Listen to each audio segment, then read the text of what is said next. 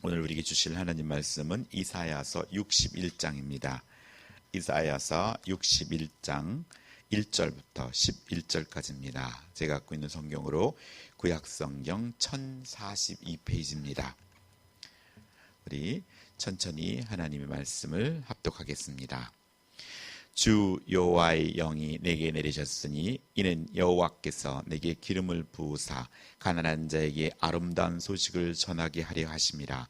나를 보내신 마음이 상한 자를 고치시고 포로된 자에게 자유를, 갇힌 자에게 노임을 선포하며 여호와의 은혜의 해와 우리 하나님의 보복의 날을 선포하며 모든 슬픈 자를 위로하되 무릇 시온에서 슬퍼하는 자에게 화관을 주어 그 죄를 대신하며 기쁨의 기름으로 그 슬픔을 대신하며 찬송의 옷으로 그 근심을 대신하고 그들의 의의 나무 곧 여호와께서 심으신 그 영광을 나타낼 자라 일컬음을 받게 하려 하심이라. 그들은 오랜 황폐하였던 곳에 다시 쌓을 것이며 옛부터 무너진 곳을 다시 일으키시며 황폐한 성읍 곧 대대로 무너져 있던 것들을 증수할 것이며 외인은 서서 너희 양떼 칠 것이요 이방 사람은 너희 농부와 포도원 지기가 될 것이나 오직 너희는 여호와의 제사장이라 일컬음을 받을 것이라. 사람들이 너를 우리 하나님의 봉사자라 할 것이며 너희가 이방 나라의 재물을 먹으며 그들의 영광을 얻어 자랑할 것이니라. 너희가 수치 대신에 보상을 배나 얻으며 능욕 대신에 몫으로 말미암아 즐거워할 것이라. 그리하여 그 땅에서 갑절이나 얻고 영원한 기쁨이 있으리라. 무릇 나 여호와는 정의를 사랑하며 불의의 강탈을 미워하며 성실히 그들에게 갚아주고 그들과 영원한 언약을 맺을 것이라. 그들의 자손을 문나라 가운데 그들의 후손을 만민 가운데 알리리니 무릇 이를 보는 자가 그들은 여호와께 복받은 자손이라 인정하리라. 내가 여호와로 말미암아 크게 기뻐하며 내 영혼이 나의 하나님으로 말미암아 즐거워하리니 이는 그가 구원의 옷을 내게 입히시며 공의의 옷을 내게 더하심이 신랑인 사물을 쓰고 신부가 자기 보석으로 단장함 갚게 하셨습니다. 땅이 싹을 내며 동산이 거기 뿌린 것을 움돋게 함같이 주 여호와께서 공의와 찬송을 모든 나라 앞에 쏟아나게 하시리라. 아멘.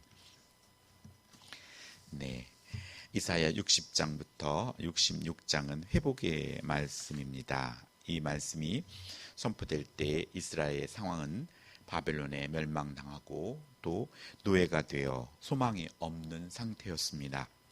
이런 절망적인 상황에서도 60장에 어제 여호와의 빛과 또 여호와의 영광을 선포하십니다.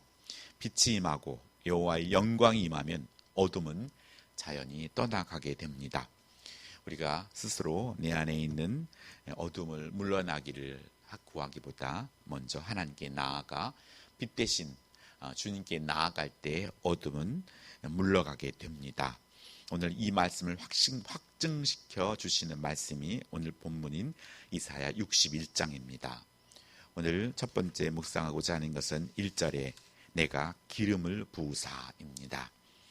1절부터 3절에서는 여호와의 영으로 기름 부음을 받은 자가 자신에게 주어진 사명을 선포하고 있습니다. 종의 노라와 유사합니다. 42장 이사야 1절로 7절 말씀처럼 그의 사명은 시온의 재건입니다. 이 사명은 이스라엘을 치료하고 회복시킨 것부터 시작할 것입니다. 여호와의 종이 여호와께서 자신에게 기름을 부으실 때 주 여호와의 영이 내리셨다고 말씀합니다. 이미 이것은 그때 이사야를 통해 예언된 것이지만 오늘 우리는 예수 그리스도를 믿음으로 말미암아 우리에게 하나님의 영이 임하게 되었습니다.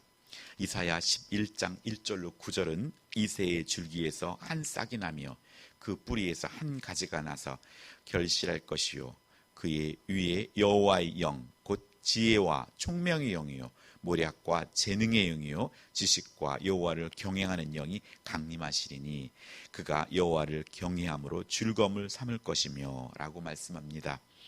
기름 부음의 왕, 기름 부음은 왕과 제사장과 선지자가 받았습니다. 여기 여호와의 성령으로 기름 부음을 받음으로 하나님으로부터 받은 사명이 강조되고 있습니다. 오늘 우리는 예수 그리스도를 믿고 하나님의 영이 임함으로 말미암아 오늘 우리에게는 하나님의 사명들이 각자에게 주어졌다는 것입니다. 이 말씀을 예수님은 누가복음 4장 18절로 21절에 주의 성령이 내게 임하셨으니 이는 가난한 자에게 복음을 전하게 하시려고 내게 기름을 부으시고 나를 보내사 포로된 자에게 자유를, 눈먼 자에게 다시 보게 함을 전파하며 놀린 자를 자유롭게 하고 주의 은혜의 해를 전파하게 하려 하심이라 하였더라. 책을 덮어 그 맡은 자에게 주시고 앉으시니 회당에 있는 자들이 다 주목하여 보더라. 이 예수께서 그들에게 말씀하시되 이 글이 오늘 너의 귀에 응하였다 하시니 하고 이 말씀을 이사야서 말씀을 인용하시며 응하였다고 말씀하고 있는 것입니다. 오늘 2절은 여호와의 은혜해와 우리 하나님의 보복의 날을 선포하며 모든 슬픈 자로 위로하되 라고 말씀합니다. 하여서 모든 슬픈 자에게 진정한 위로가 되기 위해서 말뿐만 아니라 자기들을 억압하는 악한 자들과 또 자기들에 속한 공동체에 몰지각한 지도자들을 심판함으로 가능해짐을 상기하고 있습니다. 여호와의 은혜의 해, 곧 희년의 기쁨을 맛보여 줄 것이라고 말씀합니다. 그것은 암울한 시대에 그들에게 선포된 말씀입니다. 오늘 우리에게도 이 말씀은 아름답게 또 적절하게 적용됩니다. 코로나19와 여러 가지 암울한 이 시대에 하나님의 우리를 향하는 이 복된 소식, 이 하나님의 구원의 소식, 또 하나님이 믿는 자들을 지키시고 보호하시는 이 말씀을 우리가 굳건히 붙들고 힘을 내는 우리가 되길 원합니다. 보복의 날, 신혼의 날에 악인들에 대한 형벌이 주어져 억울함을 풀어주실 것입니다. 위로는 실체적이고 구체적으로 주어질 것입니다. 메시아는 시온을 슬퍼하는 자들에게 3절에 화관을 씌워주며 슬퍼 죄를 뿌리고 통곡하는 대신 우리를 기쁨을 부어주시며 기뻐하게 하시고 근심하는 대신 찬송의 옷을 입게 하신다고 말씀합니다. 진실로 바울과 실라는 감옥 속에 갇혔을 때도 그의 입술을 통하여 하나님을 찬양했던 것을 볼 수 있고 믿음의 선진들도 일제시대 때 감옥에 갇혔을 때 그렇게 하나님을 찬양하였다고 합니다.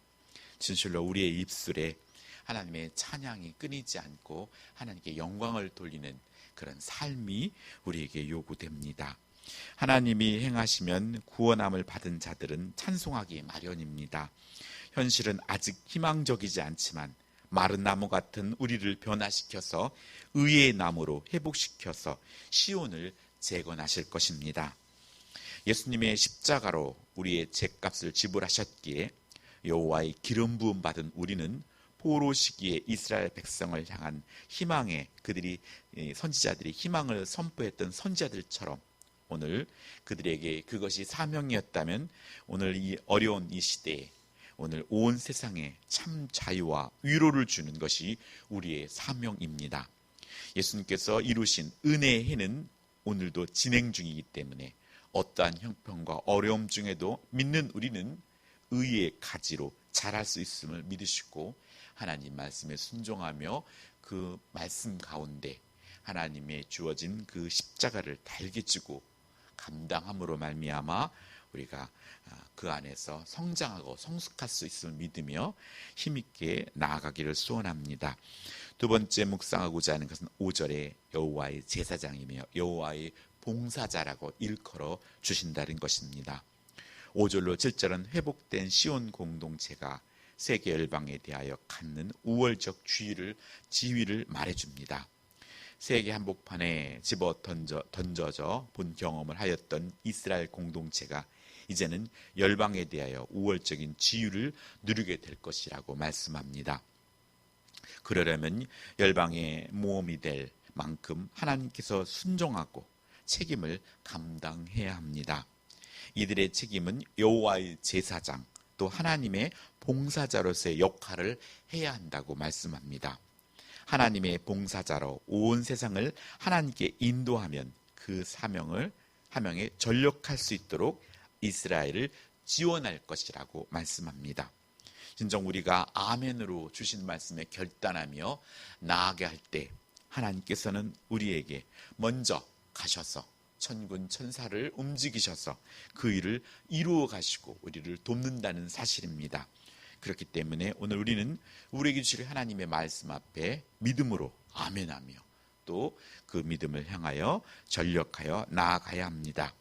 이스라엘이 제사장과 레위인들의 역할을 맡았으니 열방의 재물을 먹고 그들의 풍요를 먹고 배부르게 되는 것입니다. 이는 하나님께서 이미 옛부터 약속하신 것을 이루어진 것입니다.